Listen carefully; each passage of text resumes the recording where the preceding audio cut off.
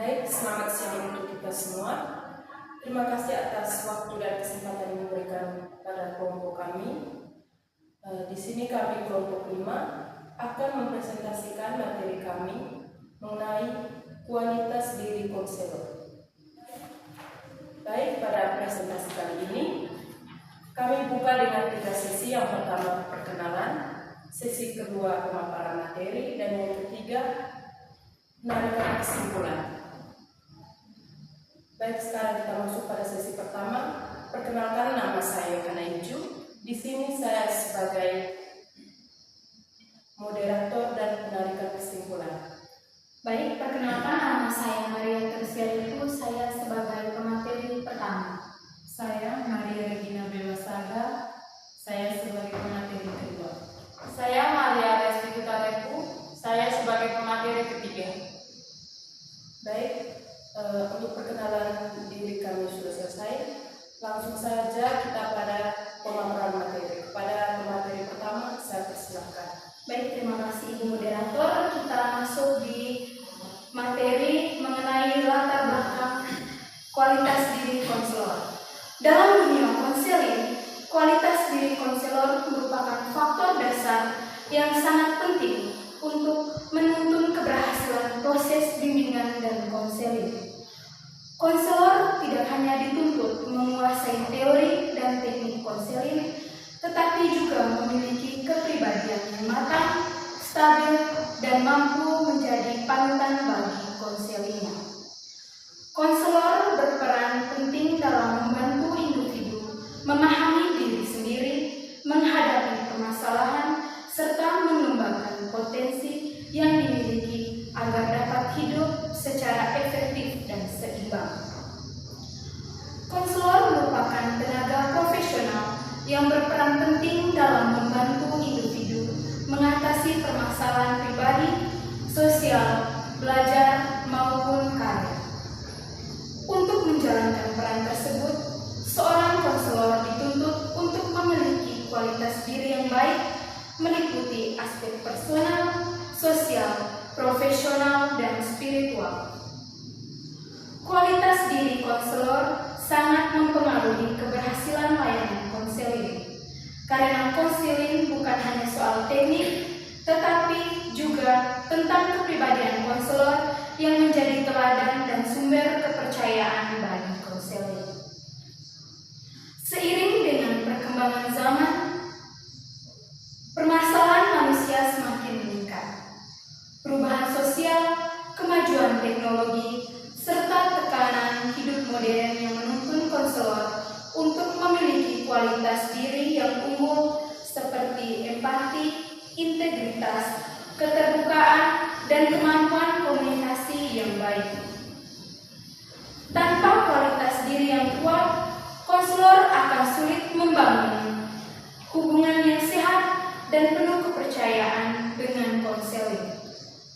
Selain itu, konselor juga perlu terus mengembangkan diri melalui pelatihan, supervisi, dan refleksi pribadi agar tetap relevan dalam perkembangan kebutuhan masyarakat. Pada pembahasan ke depan, kita akan membahas mengenai pengertian konselor, apa peran dan fungsi konselor, dan yang berikutnya bagaimana kualitas diri konselor yang dimiliki konselor. Dan yang berikutnya ada apa tantangan dalam menghadapi kualitas diri konselor. Oke, jadi baik.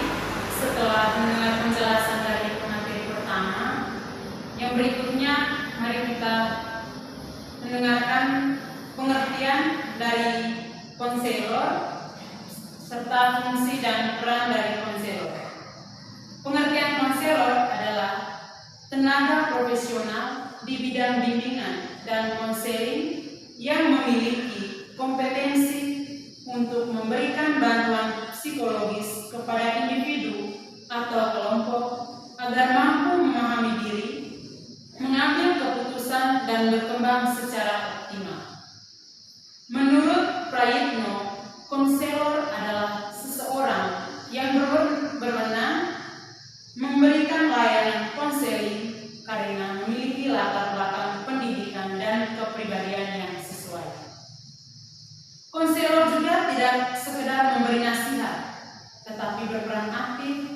membantu konseling menemukan solusi dan meningkatkan potensi diri melalui hubungan konseling yang etnis, empati, dan profesional.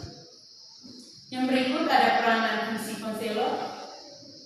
Konselor memiliki peran penting sebagai fasilitator, motivator, mediator, dan agen perubahan.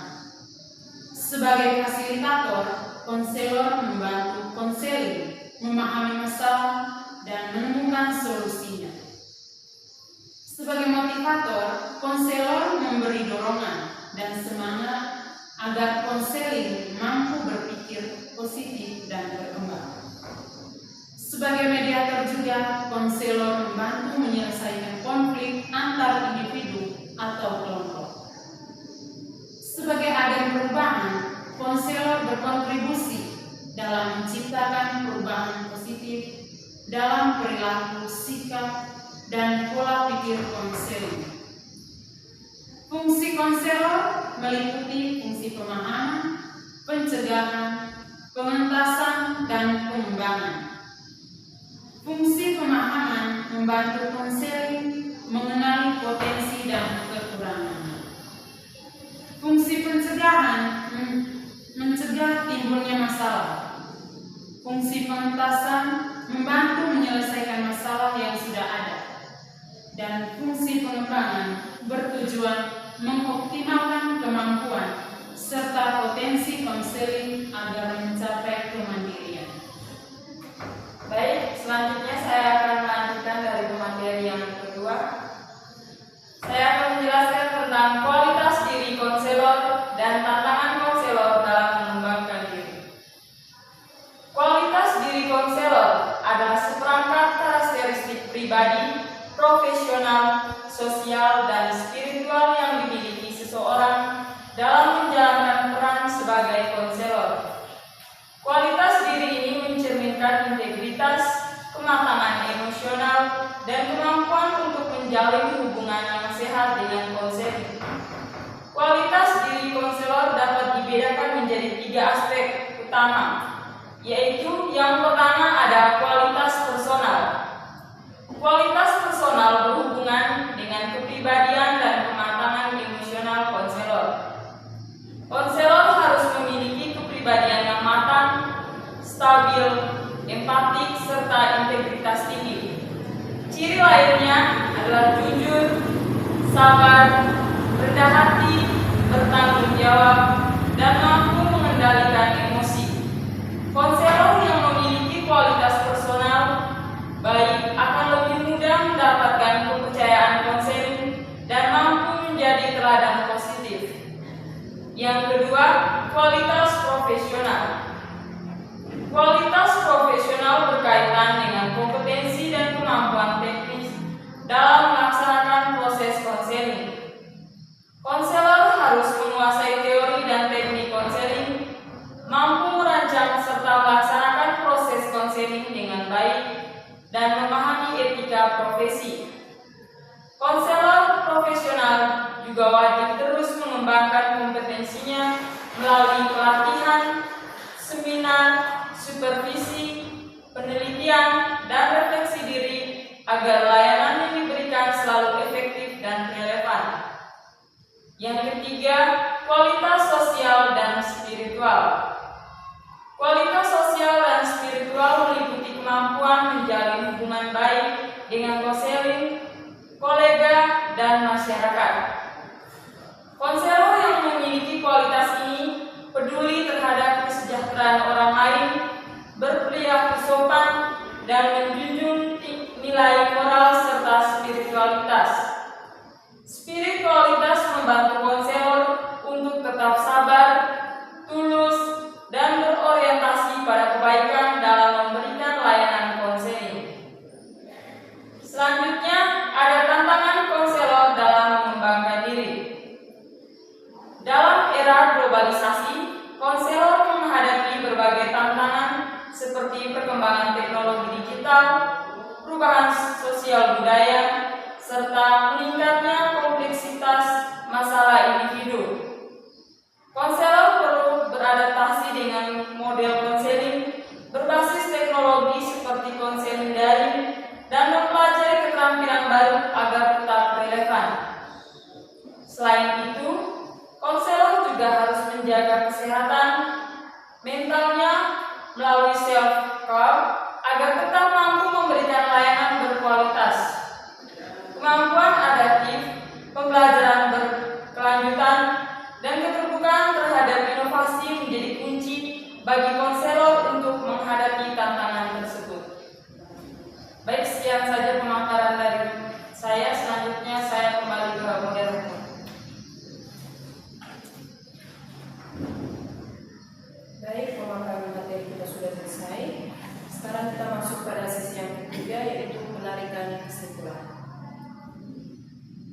Konselor adalah tenaga profesional yang berperan membantu individu memahami diri, memecahkan masalah, dan mengembangkan potensi secara optimal.